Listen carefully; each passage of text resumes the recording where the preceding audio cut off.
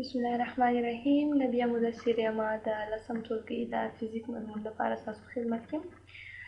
تېره ویډیو کې موږ تاسو د لسم ټولګي فزیک مضمون 15 لوست کې د نور انعکاس مطالعه کړی. د نور انعکاس ډولونه مو وویله، همدارنګه د نور تېرېدنې له نظره مو د اجسامو ډولونه وویله. د دې ترڅنګ د نور په انعکاس باندې مو بحث وکړي. نن راځو د لسم ټولګي فزیک مضمون 14 لوست کې هندارې مطالعه کوو. هندارې لولو چې هندارې اصل کې څه ډول اجسام دي، همدارنګه د دوی هغه ډولونه وایو. د دې ترڅنګ موږ او تاسو د هندارو هر ډول په جلا جلا ډول سره مطالعه کوو او هغه پیژنو. اورېدلته یو شی چې هغه مهم شی دی، هغه دا چې د هندارې او د سیشې ترمنځ باید توپیر وشي. اوس هنداره چې ته ویل کېږي او سیشه چې ته ویل کېږي، د دې دواړو ترمنځ باید توپیر وشي. سیشه موږ او تاسو تېر لوست کې هم وویله چې سیشه چې ده هغه یو شفاف جسم دی، معنا دا چې هغه نور چې دی هغه په مکمل ډول د ځان څخه تېروي، خو برعکس هنداره چې ده هغه یو غیر شفاف جسم دی، معنا دا چې دی نور د ځان څخه نه تېروي، ځکه چې یو طرف یې سره کم یې عموما یو طرف یې جوه سوی وي، همدارنګه بل طرف یې سره کم وي، بل طرف یې منعکس کوونکی وي، یعنی هغه نور چې پر ده لګېږي هغه بیرته منعکسوي تر څو تصویر جوړ شي پکې کې. نو هنداره چې ده هغه عموما غیر شفاف جسم دی او دی چې دی نور چې ده هغه منعکسوي، چې دا عموما څو ډولونه لري. چې د ډولونو د جملې څخه موږ او تاسو دوه ډولونه وایو، چې یو چې دی هغه په خپله مستوي هندارې دي. البته دی خپله دوه ډولونه لري، چې یو ته خپله مستوي هندارې ویل کېږي او بل ته چې دی هغه کروي هندارې ویل کېږي. اوس نو البته مستوي هندارې څه ډول هندارې دي او کروي هندارې څه ډول هندارې دي، دا هر یو موږ او تاسو په جلا جلا ډول سره مطالعه کوو. کروي هندارې چې بیا دي دا په خپله دوه ډولونه لري، یعنی په دوه رقمو سره دوی پیدا کېږي. یو چې دی هغه مقعرې کروي هندارې دي، چې مقعرې کروي هندارې څه ډول هندارې دا به هم موږ او تاسو ښه په تفصیل سره مطالعه کړو. همدارنګه بل چې دی هغه محدبې کروي هندارې دي، او دا چې محدبې کروي هندارې چې دي دا به هم موږ او تاسو ښه په تفصیل سره مطالعه کړو.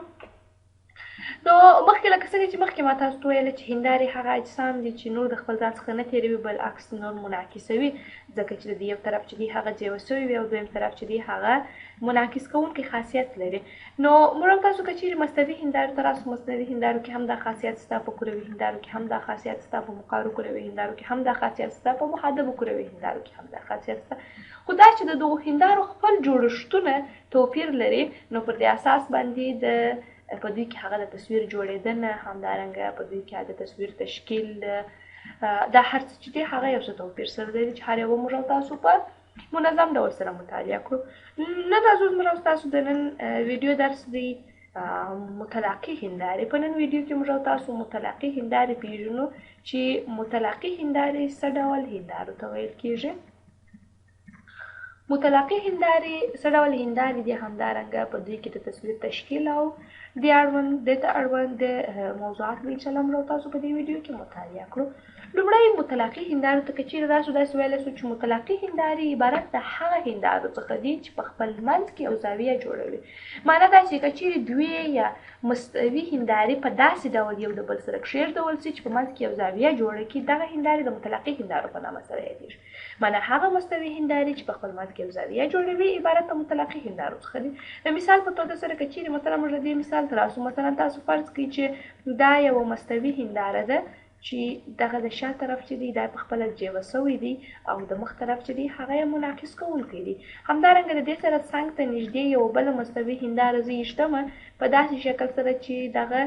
د شا طرف چې دی هغه جیوه سوی دی او د مخ طرف چې دی هغه منعکس کوونکی دی. اوس دلته دغه دوه هندارو ته که چیرې موږ وګورو، دا دوې هندارې موږ یو د بل سره داسې کښېږدولې چې دوی په خپل منځ کې یو زاویه جوړه کړه. دا چې دوی په خپل منځ کې یو زاویه جوړه کړه، نو دغو هندارو ته موږ او تاسو متلاقي هندارې ویلی شو، ځکه متلاقي هندارې موږ او تاسو مخکې هم وویلې چې عبارت د هغه هندارو څخه دي چې په خپل منځ کې چې شي ولري، یوه د چیټا یو زاویه ولري. د دې نو موږ مثالونه رقم راخستی سو. مثلا دا دوې متلاقي هندارې موږ په داسې شکل هم یو د بل سره ایږدوای سو چې مثلا دا یوه هنداره په داسې موقعیت کښې ایږدو او بله هنداره دې سره کم کو په داسې یو موقعیت کښې ایږدو. دلته هم دغه دواړو هندارو ته موږ او تاسو متلاقي هندارې ویلی سو. ولې دوې مستوي هندارې مو په داسې شکل سره ایږدي چې د دې په منځ کې یو زاویه جوړه سوې ده. اوس د دې په منځ کې یو زاویه جوړه سوه نو دغه هندارو ته موږ او تاسو چې ویلی سو دې هندارو ته موږ او تاسو متلاقي هندارې ویلی سو. دا چې متلاقي هندارې دوې مستوي هندارې سره ایږدول سوي دي او دوی په خپل منځ کې زاویه جوړوي نو د دې دغه د تصویرونو تشکیل چې دی دا عموما یا زیاتیږي یا کمیږي. معنا دا چې تصویرونه د یو څخه زیات جوړیږي. ولې هندارې دوې دانې دي او په خپل منځ کې یو زاویه لري. وختې چې هندارې دوې سولې او په منځ کې زاویه پیدا سوه نو واضح خبر دی چې د تصویرونو هغه مقدار چې دی هغه به هم یا زیاتیږي یا به کمیږي. نو په متلاقي هندارې کې چې موږ او تاسو د تصویرونو شمېر معلوموو د هغه لپاره موږ او تاسو فورمول لرو. فورمول داسې دی چې که چیرې مثلا موږ غواړو چې متلاقي هندارو کې د تصویر شمېر معلوم کړو یا هم د تصویر هغه مقدار معلوم کړو یا چې څومره اندازه تصویرونه جوړ شوي دي د هغه لپاره فورمول داسې دی چې n یا هم د تصویرونو شمېر چې دی دا خپله مساوي کېږي په 360 تقسیم پر الفا منفي 1. په دغه فورمول په واسطه سره موږ او تاسو عموما کولی شو چې په متلاقي هندارو کې د تصویرونو شمېر معلوم کړو. معنا دا چې مثلا دوې هندارې ما په داسې شکل سره دلته یو د بل سره ایښي دي. که چیرې په دوی کې تصویر جوړیږي د تصویر مقدار به څومره وي مقدار یا هم شمېر د مثال په توګه سره چې معنا څو تصویرونه جوړیږي. اوس خو هندارې دوې دانې دي او په منځ کې زاویه هم لري نو تصویرونه څو دانې جوړیږي 2 3 4 څو دانې جوړیږي. هغه موږ کولی شو د فورمول په واسطه سره لاسو. په دې فورمول کې 360 ثابت عدد دی یو ثابت عدد الفا چې د هغه خپله د زاویه ده. دغه زاویه مثلا دا زاویه د مثال په توګه دلته کې چې موږ وګورو مثلا دا 160 درجې ده نو د الفا قیمت چې دی هغه د الفا قیمت په دې ځای کې مساوي کېږي په 160 درجې سره. معنا دا چې د دواړو هندارو ترمنځ زاویه چې ده هغه 160 درجې ده. همدارنګه مثلا په دې ځای کې دغه زاویه چې ده مثلا دا مثال په توګه سره 70 درجې ده. نو کله چې موږ تاسو ته زاویه ته راسو زاویه مقدار 100 درجې دی 70 درجې دی. وخت چې دا 70 درجې شو نو په دې ځای کې الفا چې د هغه مساوي کېږي په 100 سره په 70 درجې سره نو 360 پر 70 تقسیموو یو ځینې منفي کوو په هغه سره موږ تاسو ته تصویرونو شمېر څنګه کوي خلاصې راکوي. د دې لپاره موږ تاسو راځو مثال ته. لومړی مثال راخلم. مثلا لومړی مثال دا رقم دی چې که د الفا زاویه چې د خپله مساوي سي په 45 درجې باندې. مثلا راځم لومړی مثال راخلم. لومړی مثال په دې شکل سره دی چې که چیرې مثلا د الفا زاویه چې د خپله مساوي سي په 45 درجې باندې نو تاسو چې شي پیدا کړئ تاسو په دغه متلاقي هندارو کې د n یا هم د تصویرونو مقدار پیدا کړئ چې اوس به نو تصویرونو دلته څو دانې جوړ شوي. ګورئ دلته که چیرې موږ تاسو راسو وګورو نو دلته راځو د سوال فورمول ته وراچو. د فورمول پر اساس داسې ویلی سو چې دلته n چې دی دا په خپله مساوي کېږي په څه شي سره په 360 تقسیم پر چا سره تقسیم پر 45 360 تقسیم پر 45 منفي 1 دا به مساوي سي. 360 چې کله موږ تاسو پر 45 باندې تقسیم کو دا به مساوي سي په 4 سره دا به مساوي سي په 8 سره. 360 راخلو پر 45 تقسیموو 360 چې پر 45 تقسیم کو نو 8 رسیږي. نو 8 د دې قیمت دغه پارت هغه مکمل قیمت چې دی هغه موږ ته 8 په لاس راغلی. پاته منفي 1 سو. د 8 څخه چې یو منفي کو دا به خپله مساوي سي په 4 سره په 9 سره. معنا دا چې په هغه ډول متلاقي هندارو کې چې د دواړو هندارو ترمنځ زاویه 45 درجې وي د تصویرونو مقدار به څو وي د تصویرونو مقدار به 9 وي. معنا دا چې دلته چې کوم تصویر جوړیږي د تصویرونو شمېر به 9 دانې. معنا د یوه جسم 9 تصویره به سره کم کېږي په دا هندارو کې راته جوړیږي. د هغه څخه وروسته پسې راځو دویم مثال ته. دویم مثال په دا شکل سره دی چې که چیرې د الفا زاویه چې دا مساوي سي په 90 درجې سره په 100 درجې سره په 90 درجې سره. معنا د لومړی مثال 2 چنده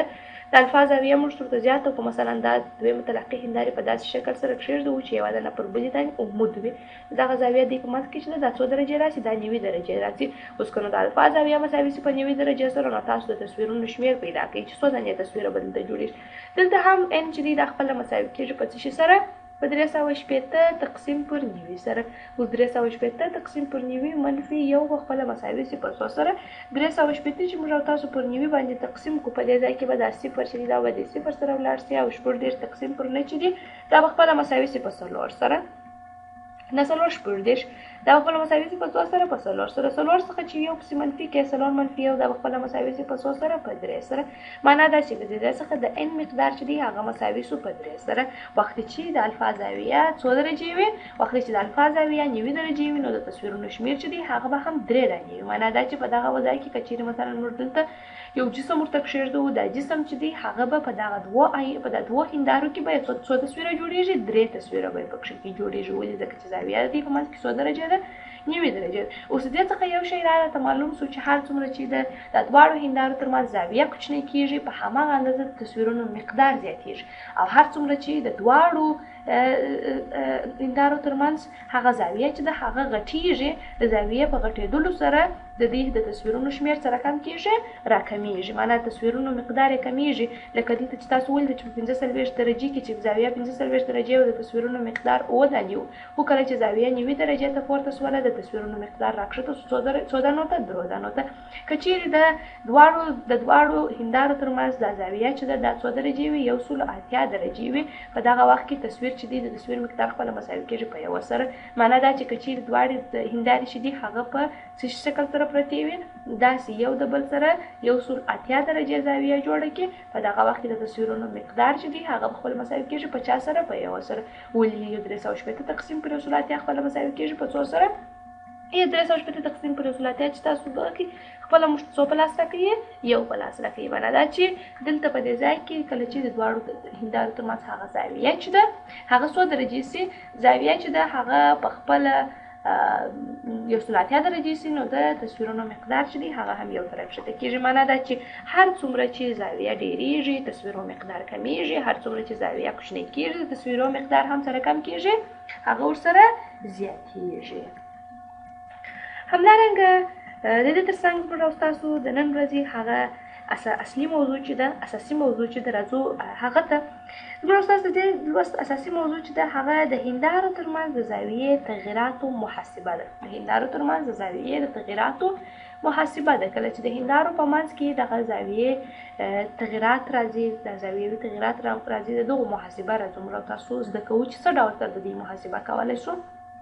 راځو عنوان اخلو چې د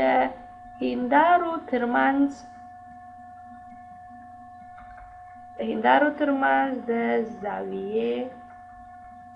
د تغییراتو محاسبه موږ تاسو د نن ورځې هغه اساسي موضوع چې ده هغه همدغه ده چې د زاویې د هندارو ترمنځ دغه د زاویې کوم تغییرات چې رامنځته کیږي د دغو هغه په اصطلاح سره محاسبه چې موږ تاسو کوو دا په څه ډول سره کولی شو راځو د دې لپاره موږ تاسو لومړی راځو د دې لپاره دوی هندارې چې یو د بل سره په متلاقي ډول سره پرتې وي دوی داسې هندارې په نظر کې نیسو فرض کړئ چې مثلا یوه هنداره چې داسې شکل سره پرته ده او دغه د شا طرف چې دی دا هم جیو سوی دی او د مخ طرف یې منعکس کوونکی دی د دې سره یو بله هنداره داسې په داسې شکل سره پرته ده چې د دې هم د مخ طرف چې دی هغه منعکس کوونکی دی او د شا طرف چې دی هغه په خپله جیو سوی دی د دې دواړو ترمنځ د دواړو زاویو ترمنځ یوه البته د دواړو هندارو ترمنځ یو زاویه موجوده ده چې د دې زاویې پر اساس باندې موږ تاسو د هندارو ته چې وایو متلاقي هنداره وایو د دې دواړو هندارو ترمنځ د ټیټا یو زاویه موجوده ده چې موجوده ده د ټیټا یو زاویه موجوده ده اوس د دې لپاره چې موږ تاسو د هندارو ترمنځ د زاویو دغه تغییرات په سم ډول سره مطالعه کړو نو موږ تاسو راځو پر دې دواړو هندارو ته خپل یو نارمل جوړو موږ تاسو د نور په انعکاس کې د نارمل موضوع مطالعه کړله راځو د دواړو هندارو ته خپل یو نارمل رسموو چې نارمل څه ته ویل کېږي پر منعکس کوونکي جسم باندې یو عمود خط ته ویل کېږي راځم پر دې لومړی پر دې هنداره باندې یو نارمل رسموم راځو دا پر دې باندې عمود خط چې دې ته خپل نارمل ویل کېږي همدارنګه پر دې هندارې باندې یو عمود خط رسموم چې دې ته د دې ویل کېږي هغه نارمل یې ورته ویل کېږي اوس دلته که چیرې موږ تاسو وګورو د دغه که چیرې دې ځای ته راسو په دې ځای کې ښه دلته راځو یو وړانګه په نظر کې نیسو مثلا یو وړانګه راځي پر د جسم باندې واردېږي نورې وړانګه راځي مثلا پر دې جسم باندې دلته سره کم کېږي واردېږي مثلا یو نوري وړانګه راغله هغه پر د هنداره باندې سره کم کیږي وارد شول. کله چې نوري وړانګه پر هنداره باندې وارد شول نو دا په داسې شکل سره منعکس کیږي، دا وړانګه سره کم کیږي، دا وړانګه منعکسه کیږي. وړانګه چې کله منعکسه شوله نو پر دویمې هندارې باندې دا وړانګه سره کم کیږي لګیږي. همدارنګه د دویمې هندارې څخه هم سره کم کیږي منعکسه کیږي. که چیرې موږ او تاسو دلته فکر وکړو په دې ځای کې د دوهم نارمل سره دلته دغه وړانګه یو زاویه جوړوي چې دغه زاویې ته پخپله چې ویل کیږي، دغه زاویې ته پخپله د ګاما زاویه ویل کیږي. دې زاویې ته چې ویل کیږي دې زاویې ته د ګاما زاویه. موږ او تاسو نوم ورکوو، هر زاویه ته خپل مشخص نوم ورکوو تر څو موږ او تاسو د هندارو ترمنځ د زاویې تغیرات چې دي هغه په سم ډول سره محاسبه کړو. د دې ترڅنګ د زاویه چې د نارمل او همدارنګه د دغه منعکسې وړانګې ترمنځ جوړیږي، د لومړنۍ هندارې او د لومړنۍ هندارې د نارمل او د منعکسې وړانګې ترمنځ جوړیږي، دغه زاویې ته موږ او تاسو د فی زاویې نوم ورکوو. دې زاویې ته چې نوم ورکوو د فی زاویې. همدارنګه دې خواته د نارمل او د وایده وړانګې ترمنځ چې کومه زاویه جوړیږي دې زاویې ته هم موږ او تاسو د چې نوم ورکوو د فی نوم ورکوو. اوس دلته دغه زاویه ته که چیرې موږ او تاسو وګورو دغه پر دغه نارمل چې دی هغه خو پر دې هندارې باندې عمود دی، نو واضح خبره ده چې د نارمل او د هندارې ترمنځ کومه زاویه چې د 90 درجې ده، خو دلته د منعکسه وړانګې او د نارمل ترمنځ هم یو زاویه جوړه شوې ده. نو څنګه کولی شو چې د دې زاویې مقدار لاسته راوړو؟ د دې زاویې مقدار داسې راوړای شو چې د 90 درجې څخه دغه د فی مقدار منفي کو، بیا موږ د دې زاویې مقدار په لاسه کړي. نو دا زاویه ته موږ تاسو وایي دا زاویه په خپله مساوي کېږي 90 درجې منفي فی. د دې زاویه خپله چې شو 90 درجې منفي فی هغه د دې مقدار شو. همدارنګه که چیرې موږ او تاسو راسو د دې دواړو نارملو څخه چې دغه نارمل دی همدارنګه بل دا نارمل دی، د دې دواړو نارمل خطونو څخه موږ او تاسو یو د بل پر موازي یو خط رسم کو، یو د بل په موازي چې رسم کو یو خط رسم کو. مثلا د دې نارمل څخه د دې نارمل په موازي یو خط رسم کو، د دې نارمل څخه د دې نارمل په موازي چې رسم کو یو خط رسم کو. دغه دواړه خطونه یو بل په یوه نقطه کې سره کته کوي. که چیرې موږ او تاسو راسو مثلا د دې نارمل څخه د هغه بل نارمل په موازي یو خط رسم کو، همدارنګه د بل نارمل څخه د هغه نارمل په موازي یو خط رسم کو. دغه دواړه خطونه که چیرې موږ او تاسو وګورو دا دواړه خطونه یو بل په یوه نقطه کې سره کته کوي چې دلته خپله چې جوړیږي چې دغه نقطې ته موږ او تاسو وایو چې دا په خپله چې دی دلته هم یو زاویه جوړیږي چې دغه زاویې ته موږ او تاسو د الفا نوم ورکوو. همدارنګه که چیرې وکتل سي د دغې زاویې شاته هم چې جوړیږي یو زاویه جوړیږي چې دغه زاویې ته په خپله د خارجي زاویې نوم ورکوو یا هم د بیټا زاویې چې شور کوو نوم ورکوو. اوس که چیرې موږ او تاسو په دې شکل باندې سر خلاص وي نو شکل ته په کتو سره موږ او تاسو په ټوله سوال باندې چې کېږي سر مو خلاصېږي. راځو دا شکل یو وار بیا په واضح ډول سره تشریح کوم. دلته موږ او تاسو چې لرو دوی هندارې لرو چې دواړې هندارې ته مطلقې هندارې وایو. ولې مطلقې هندارې ورته وایو؟ مطلقې هندارې په شرط دې ورته وایو چې دلته موږ او تاسو که چیرې وګورو مطلقې هندارې پرتې دي او دواړې په خپل منځ کې یو زاویه لري. او موږ او تاسو مطلقې هندارې ویلې هم داسې وي چې مطلقې هندارې عبارت د هغه هندارو څخه دي چې دوی په خپل منځ کې یو زاویه څنګه کوي جوړوي. اوس په دې ځای کې موږ او تاسو که چیرې وګورو دلته دغه دواړې هندارو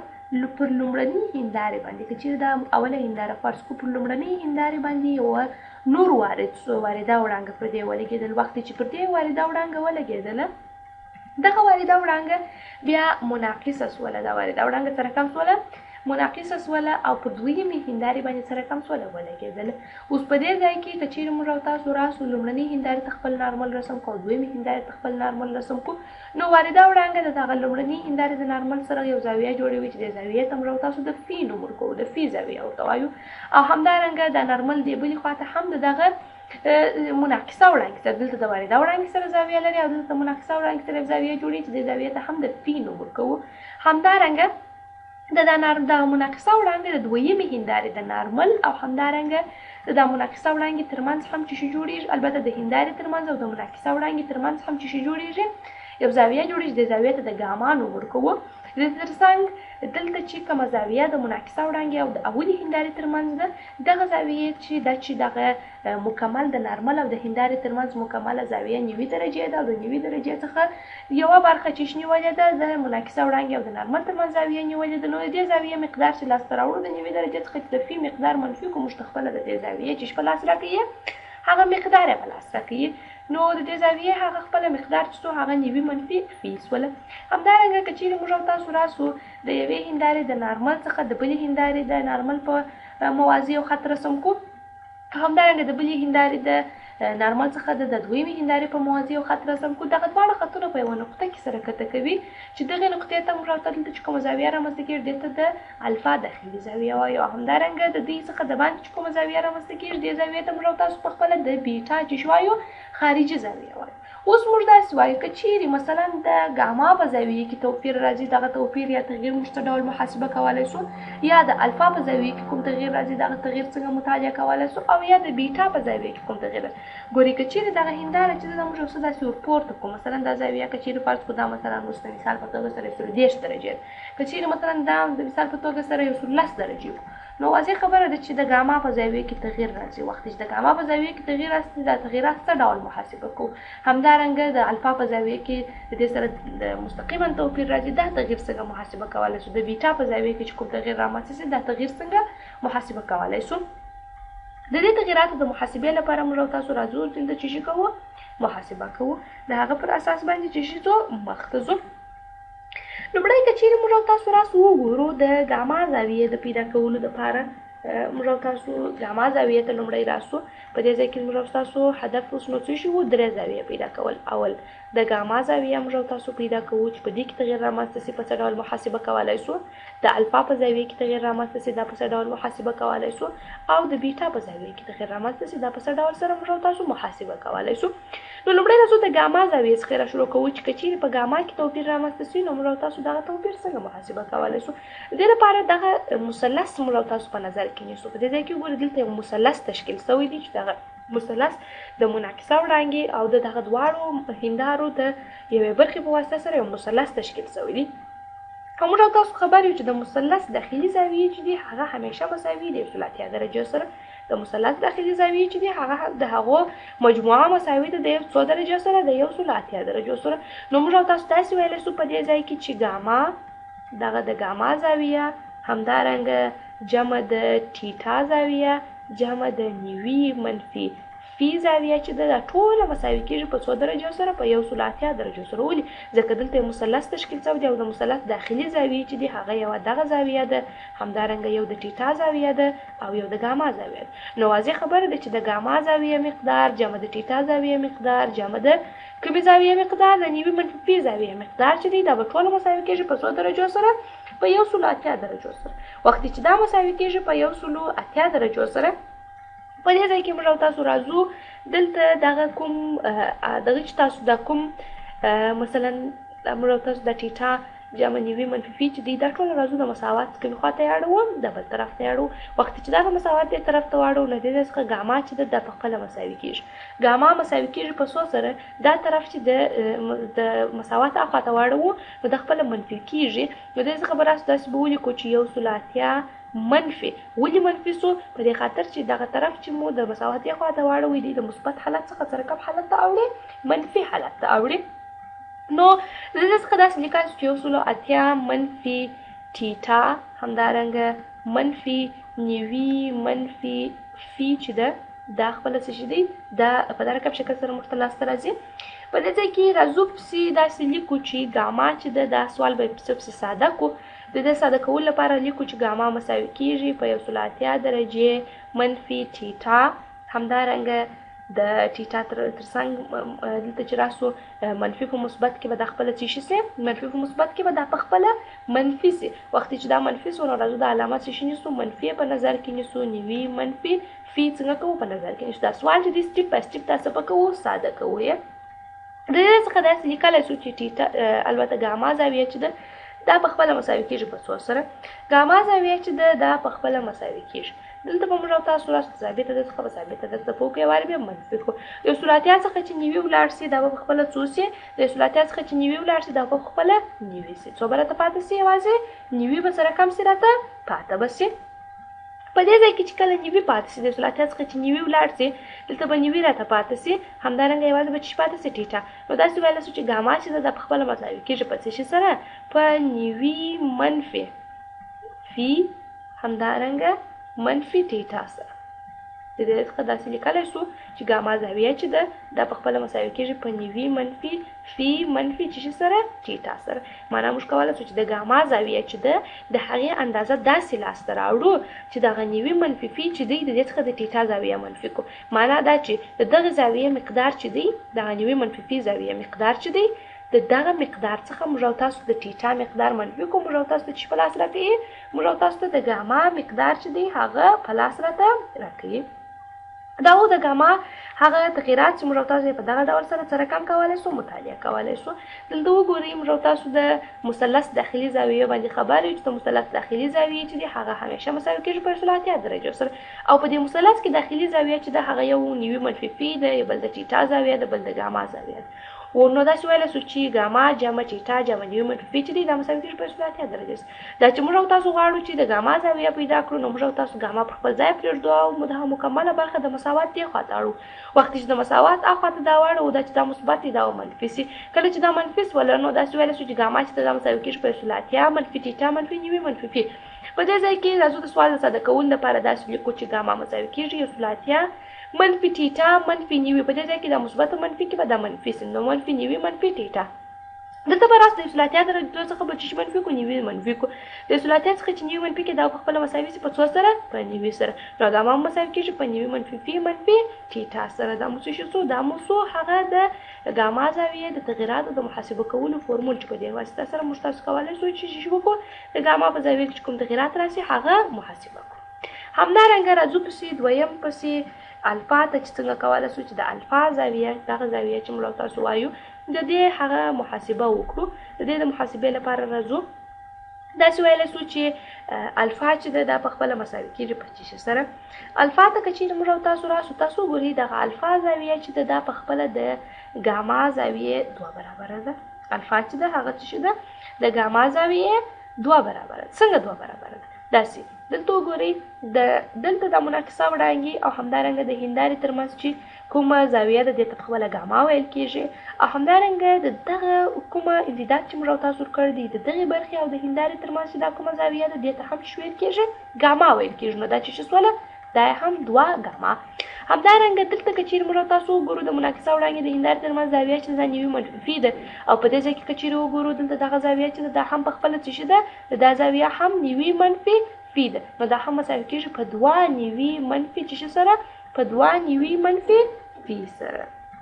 نو دلته که چیرې موږ او تاسو وګورو دلته بیا چې تشکیلیږي په دې ځای کې هم یو مثلث تشکیلیږي د ځای کې وګورئ دا هم چې دی یو مثلث سو یوه زاویه داس و یوه زاویه داس و یوه زاویه داس و د خپله چې ویل کېږي مثلث نو وخت چې دا مثلث و د مثلث په داخلي زاویو خو موږ او تاسو خبر یو چې څو درجې دي 180 درجې نو داسې لیکلی سو چې الفا زاویه د لاسته راوړلو لپاره داسې ویلی سو چې د الفا جمع 2 ګاما جمع 2 نیوي منفي فی دا په خپله مساوي کېږي په څه سره دا په خپله مساوي کېږي په 180 درجو سره صحیح دي د دې څخه راځو موږ او تاسو د الفا قیمت لاسته راوړو وخت چې د الفا قیمت لاسته راوړو د الفا قیمت لاسته راوړلو لپاره به موږ او تاسو راسو دلته چې دغه کومه برخه ده دا به د مساوات دې خواته راوړو نو داسې ویلی سو چې الفا چې ده دا په خپله مساوي کېږي الفا مساوي کېږي په منفي چې شي سره په منفي 180 درجو سره دا چې دا برخه د مساوات دې خواته راوړو دا په خپله منفي کېږي دا چې منفي سوله همدارنګه راځو لیکو چې الفا مساوي کېږي په منفي 180 منفي 2 ګاما همدارنګه منفي 2 نیوي منفي فی صحیح دی راځو د دې څخه دا سوال نور هم ساده کوو چې دا مساوي کېږي په دې ځای کې که چیرې موږ او تاسو وګورو دا جدول چې د نیوي ته ورضرب کړو دا په خپله څو کېږي دا په خپله 180 کېږي نو د سوال د ساده کولو لپاره راځم داسې لیکمه د دې سوال هغه ادامه په دې ځای کې لیکو داسې لیکلی شو چې دا په خپله مساوي کېږي په -1/8 ګاما. همدارنګه 2 چې نوي ته ورضرب کړو دا په خپله څو سي، دا به په خپله مساوي سي په 1/8 سره. نو داسې لیکلی شو چې -1/8 منفي چې شي سره منفي فی سره. صحیح دی؟ دا ټوله مساوي کېږي په چې سره په الفا سره. په دې ځای کې که چیرې موږ او تاسو د سوال نور هم غواړو ساده کړو، نو دا 1/8 چې دی دا به د 1/8 سره سره کم سي ختم بس. 1/8 به د 1/8 سره سره کم سي ختم بس. وخت چې 1/8 د 1/8 سره ختم سوله، نو الفا چې ده دا په خپله مساوي کېږي په چې سره په 2r منفي. په دې ځای کې دا 2 د فی ته هم ورضرب دی. 2 چې ونیوي ته ورضرب کړي 2 په صفر کې دا یې څو دا یې هم هغه صفر او 2 په نه کې دا یې 18 دا مساوي په 1/8 سره چې 1/8 به د 1/8 سره ختم شي او 2 چې فی ته ورضرب کړي دا په خپله مساوي شي په 2 فی سره. نو الفا زاویه هم مساوي کېږي په 2r همدارنګه منفي 2 فی سره. معنا که چیرې موږ تاسو غواړو چې د الفا قیمت لاسته راوړو، نو د 2r څخه به 2 چې شي منفي کوو 2 فی منفي کوو، موږ او تاسو ته چې په لاس راکوي د الفا قیمت موږ او تاسو ته په لاس راکوي. په دا ډول سره کولی شو چې د الفا زاویه څه پوه کړو، هغه په دې کې رامنځته شوي تغیرات پکښې کې محاسبه کړو. دا و د الفا زاویې هغه لاسته راوړنه، همدارنګه د دې تغیرات محاسبه او همدارنګه د الفا زاویه او د ګاما زاویې هغه د تغیراتو محاسبه. راځو د بیټا زاویې ته. د بیټا زاویې د تغیراتو محاسبه چې د هغه په څه رقم شکل سره کولی شو. د بیټا زاویې تغیرات موږ تاسو په ډېر اسان او ساده شکل دا چې دا یو خارجي زاویه ده، نو د مثلث خارجي زاویه که چیرې موږ تاسو لاسته راوړو، نو داسې ویلی شو دا چې بیټا یو خارجي زاویه ده، نو د دې لپاره داسې لیکلی شو چې بیټا چې دا په خپل مسایل کېږي 1/8 منفي الفا. که چیرې د الفا قیمت دلته ور واچوو، د الفا قیمت د وضع کولو څخه وروسته چې هغه په خپله 2r منفي 2 فی و، د هغه قیمت د وضع کولو څخه وروسته موږ او تاسو د بیټا قیمت داسې لاسته راوړی چې بیټا چې د هغه په خپله مساوي کېږي په 360 منفي چې سره منفي 2 ټیټا سره. معنا دا چې د ګاما لاسته راوړلو لپاره فورمول چې و د ګاما هغه تغیرات چې و د ګاما په زاویه کې چې رامنځته کېږي هغه په خپله مساوي کېږي په چې سره په نیوي منفي فی منفي ټیټا سره. همدارنګه د الفا د زاویې هغه کوم تغیرات چې دي هغه چې موږ تاسو محاسبه کوو خپله مساوي کېږي په 2r منفي 2 فی سره. همدارنګه د بیټا زاویې هغه کوم تغیرات چې دي هغه چې موږ تاسو مطالعه کوو خپله مساوي کېږي په 360 منفي 2 ټیټا سره. دا و هغه د هندارو د ترمنځ د زاویې هغه کوم تغیرات چې دي د هغوی محاسبه چې په څه ډول سره یې کولی شو. په دې کې موږ تاسو ته 3 دغه زاویې مهمې دي چې یو د بیټا خارجي زاویه ده، یو د ګاما هغه داخلي زاویه ده چې په مثلث کې داخله ده، همدارنګه یو د الفا چې ده زاویه ده. دغه درو سرو زاویو هغه کوم تغیرات چې رامنځته کېږي هغه موږ تاسو کولی شو په دغه شکل سره یې څه پوه کړو، محاسبه یې کړو. که چیرې موږ تاسو په دې شکل باندې سم سر خلاص دي، نو په دې سوالونو کې انشاءالله الرحمن هیڅ مشکل نه راته پیدا کېږي. دا و مطلقې هندارې او همدارنګه د هندارو ترمنځ د زاویې د تغیراتو محاسبه. د دې درس په خلاصېدلو سره موږ تاسو د دې ویډیو درس هم پر همدې ځای باندې پای ته رسېږي. تر بلې ویډیو پورې ښه ورځ او ښه